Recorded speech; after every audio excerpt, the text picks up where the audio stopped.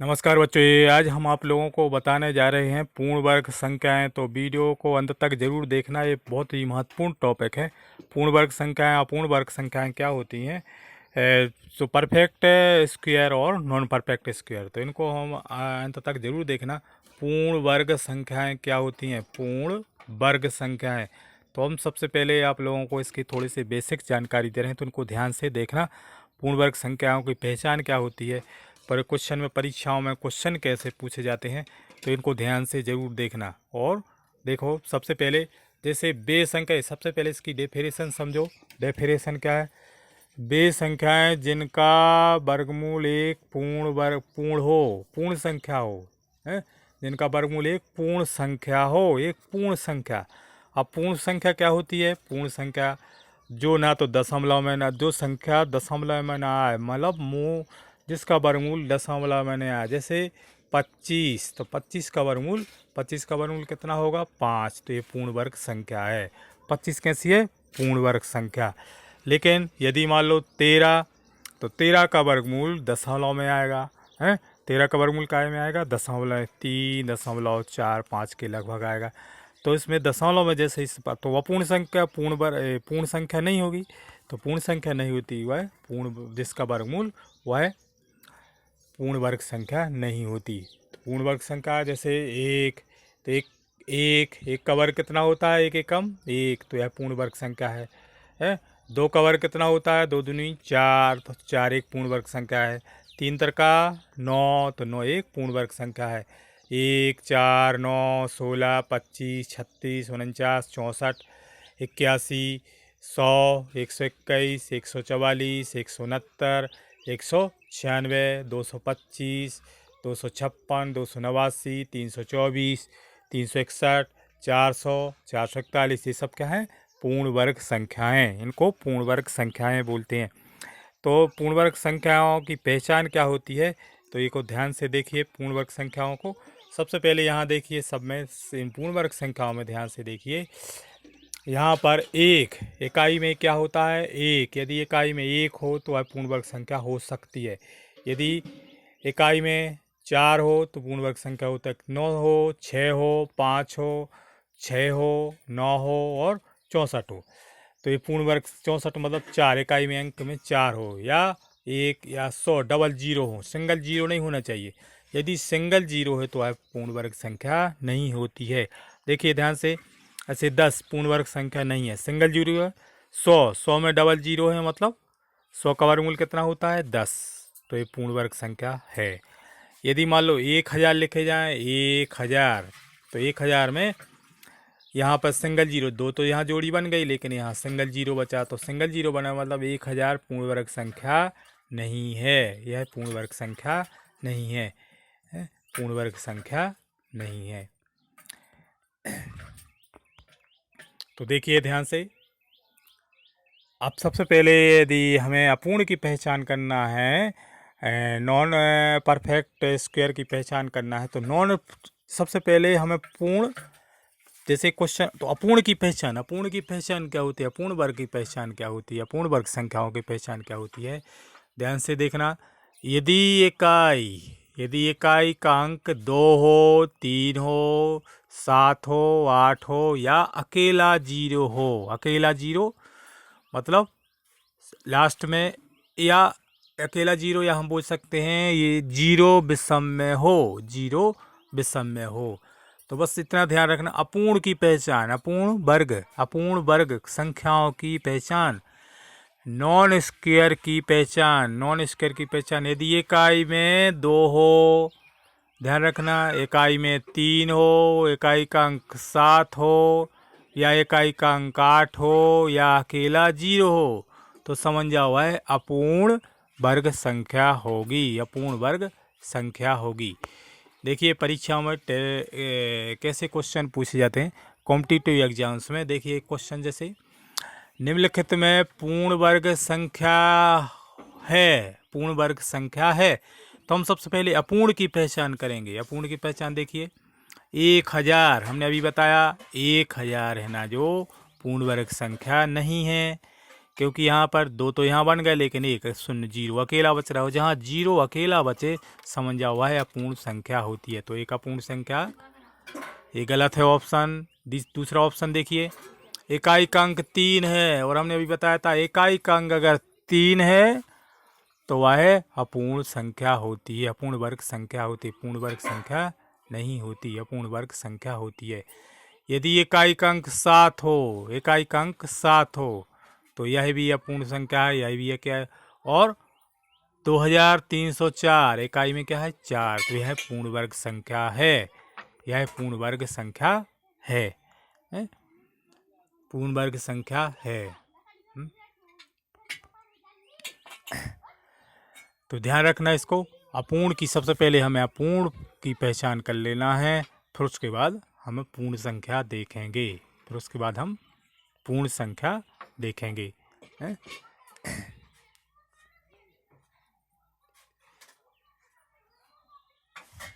जैसे 24 का हम 24 में गुणा करें, 4 चौको 16 की 6, हासिल में 1, 4 दूनी 8 और 1 9, 2 चौको 8, 2 चौको 8 और 2 दूनी 4, 2 चौको 8, 2 दूनी 4, तो 6 के 6 6 9 और 8 17, हासिल में 1 4 और 1 5, 576। तो 576 एक पूर्ण वर्ग संख्या है। 576 क्या है? एक पूर्ण वर्ग संख्या है। अब नेक्स्ट क्वेश्चन देखिए, नेक्स्ट क्वेश्चन, निम्नलिखित में अपूर्ण संख्या बताइए, अपूर्ण संख्या बताइए। तो अपूर्ण संख्या की हमने पहचान अभी बताई। अपूर्ण संख्या में यदि इकाई अंक 2 हो, है इकाई अंक 2 हो, इकाई में 2 हो, तो यहाँ 2 तो है नहीं है, इकाई का यदि सिंगल जीरो बन रहा हो तो यहाँ सिंगल जीरो बन नहीं रहा। 10,000 में सिंगल जीरो नहीं बन रहा है। और इकाई का अंक 8 यहाँ भी, तो इकाई का अंक इकाई में अगर 8 हो तो वह क्या है? अपूर्ण वर्ग संख्या। तो अपना आंसर कौन सा सही हो जाएगा? सी ऑप्शन इसका सही हो जाएगा, सी ऑप्शन सही हो जाएगा। उसके बाद देखिए, तो जी समझ में आ गए होंगे आप लोगों को अपूर्ण वर्ग और पूर्ण वर्ग। बस ध्यान रखना, अपूर्ण की पहचान याद रखना। अपूर्ण की पहचान यदि इकाई में 2 हो, 3 हो, 7 हो, 8 हो और 0 हो, है अकेला जीरो सिंगल। जीरो सिंगल मतलब जैसे मान लो 200 है, तो 200 क्या है? 200 में देखो ध्यान से, 200 में सिंगल जीरो है नहीं है, तो सिंगल जीरो अकेला हो, अकेला जीरो है, तो समझ जाओ कि वह अपूर्ण वर्ग संख्या होगी। जैसे 100, तो 100 में 10 धाम 100, 10 धाम 100। और उसके बाद देखिए, जैसे मान लो कोई भी संख्या दी है, जैसे 361, तो 361 हमें देखना है या पूर्ण वर्ग संख्या है या नहीं। तो इकाई के अंक में देख लेना, इकाई के अंक में 1 है, और जबकि अपूर्ण की पहचान क्या है? इकाई में 2 3 7 8 है या 0 अकेला, तो समझ जाओ कि वह अपूर्ण संख्या है। तो यह पूर्ण वर्ग संख्या हो सकती है। पूर्ण वर्ग संख्या मतलब 19 का ये वर्गमूल है। काय का वर्गमूल है? 19 का।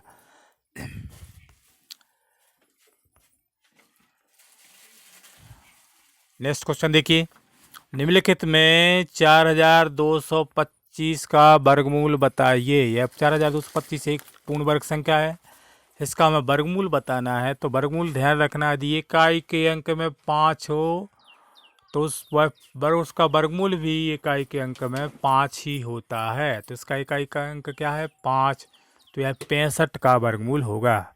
काय का वर्गमूल होगा? 65 का। हम देख लें एक बार, देखो ध्यान से, 42 25 का हमें वर्गमूल निकालना है। तो इकाई का अंक हमें मिल गया। इकाई का अंक क्या है इसका? 5, क्योंकि इकाई का अंक यदि 5 हो तो उसके वर्गमूल का भी इकाई का अंक 5 ही होता है। ध्यान रखना, यदि इकाई का अंक 5 हो तो उसके वर्गमूल का भी इकाई का अंक। अब हमें देखना है दहाई का अंक है, तो दहाई का अंक कैसे देखेंगे? दहाई का अंक देखिए ध्यान से, 42 6 छंग 36 7 सतैया 49 ज़्यादा हो जाएंगे। तो 42 को लेकर हम देखेंगे। तो 42 को ध्यान रखना, 42 को 6 छंग 36 7 सतैया 49 ज़्यादा हो जाएंगे। तो अपना आंसर क्या हो जाएगा? 65। तो इसका वर्गमूल कितना हो जाएगा? इसका वर्गमूल 65। इसका वर्गमूल 65। अब हमें देखना है 6500 6561 का वर्गमूल ज्ञात करना है। का वर्गमूल हमें ज्ञात करना है।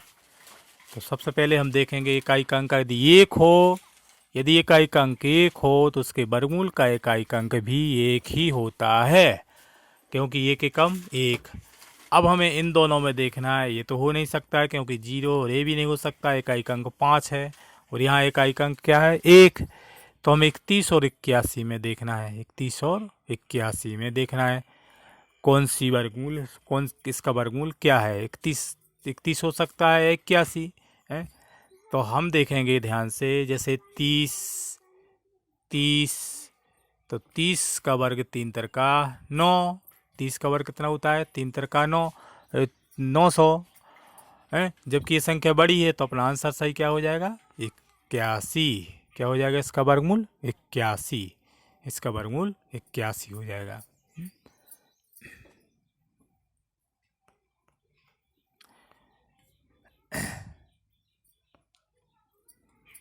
अब उसके बाद देखिए नेक्स्ट क्वेश्चन। देखिए नेक्स्ट क्वेश्चन, नेक्स्ट क्वेश्चन देखिए 5184 का वर्गमूल बताइए। 5184, 5184 का हमें वर्गमूल पता करना है? वर्गमूल पता करना है। तो इसका वर्गमूल कितना होगा? ध्यान से देखिए, यहाँ इकाई का अंक क्या है? 4। इकाई का अंक क्या है? 4। तो इकाई के अंक 2 दूनी 4, तो अपना वर्गमूल भी इसका इकाई के अंक में 2 होगा। इकाई क्या होगा इसका? 2। इकाई का अंक 2 होगा।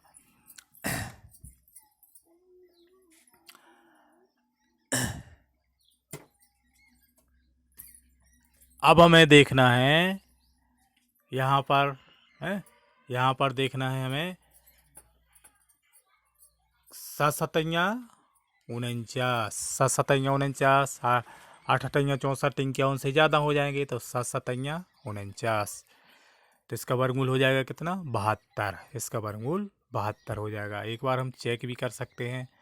72 गुणित 72, 72 गुणित 72, 2 दूनी 4, 2 सत्ते 14, 7 दूनी 14 की 4, 7 सतैया 49 और 1 50, 4 4 8, 1 5 आ गया 5184। मानो 5184 का वर्गमूल 72 होगा।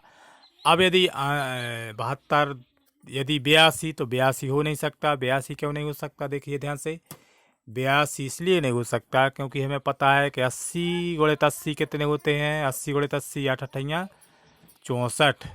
तो ये ज़्यादा हो रही संख्या है। तो 80 जब ज़्यादा हो रही तो 81 तो और ज़्यादा हो जाएगी, 82 ज़्यादा हो जाएगी। तो अपना 82 नहीं होगा। इसका आंसर 82 नहीं होगा। तो सही आंसर क्या होगा इसका? 72। इसका सही आंसर हो जाएगा 72।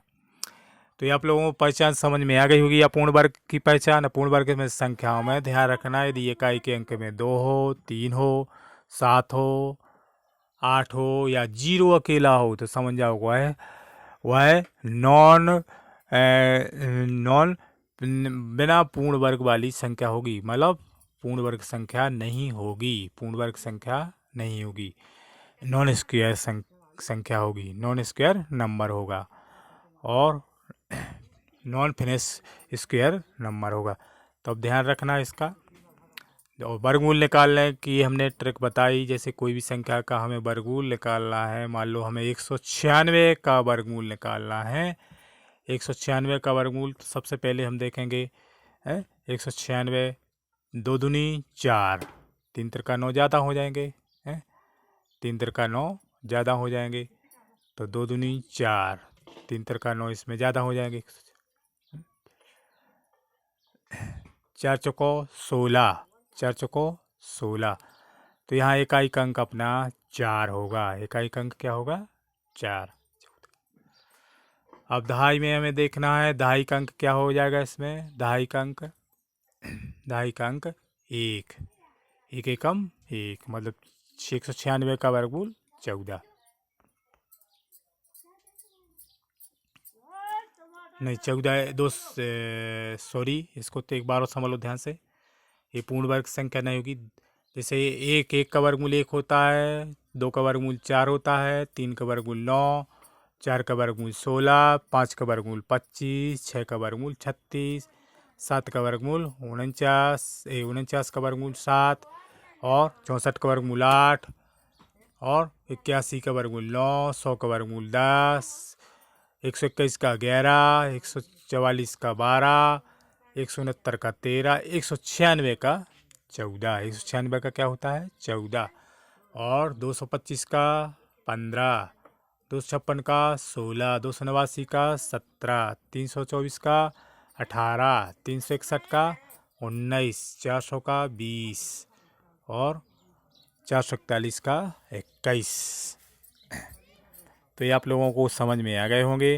पूर्ण वर्ग संख्याएं क्या होती हैं? पूर्ण वर्ग संख्याएं मतलब वे संख्याएं जिनका वर्गमूल एक पूर्ण संख्या हो। अब पूर्ण संख्या क्या होती है? जहाँ दशमलव नहीं आना चाहिए।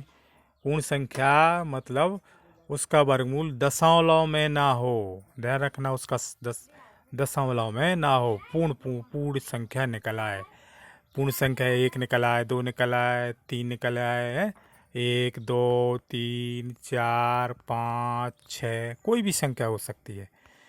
तो जहाँ पर कोई भी पूर्ण संख्या निकल आए जिसका वर्गमूल, वह पूर्ण वर्ग संख्या होती है। पूर्ण वर्ग संख्या होती है।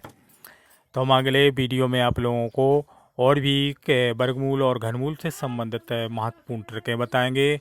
तो वीडियो अगर अच्छा लगा हो तो लाइक और शेयर ज़रूर करना, और जो बच्चा चैनल पर नए हैं चैनल को सब्सक्राइब ज़रूर कर देना, ताकि हम मैथ्स से या रीजनिंग या जनरल नॉलेज से संबंधित आपको अच्छी से अच्छी जानकारी दे सकें। वीडियो देखने के लिए धन्यवाद। अध्ययन जारी रखें, अपना और अपने परिवार का ध्यान रखें।